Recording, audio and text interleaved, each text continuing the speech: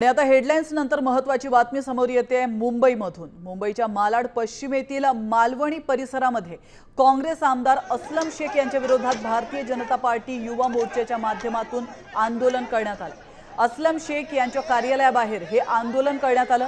कार्यकर्त्यांकडून असलम शेख विरोधात घोषणाबाजी देखील करण्यात आली आहे। असलम शेख यांनी भाजपचे मंत्री मंगल प्रभात लोढा यांच्यावर टीका केली आणि त्याचा आरोप भाजपने केलाय। या विरोधात भाजप युवा मोर्चा चांगलीच आक्रमक झाली।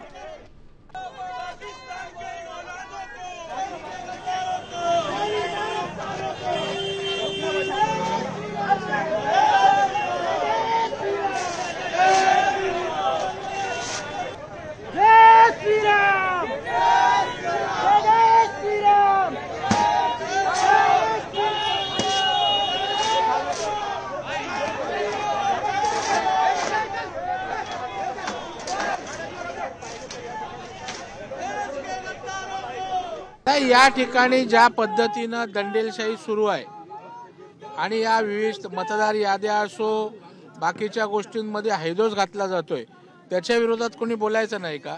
आणि मग अमित साटमने स्टेटमेंट दिल्यावर अशा पद्धतीने रिॲक्शन येणार असेल तर भारतीय जनता पार्टी गप्प बसणार नाही।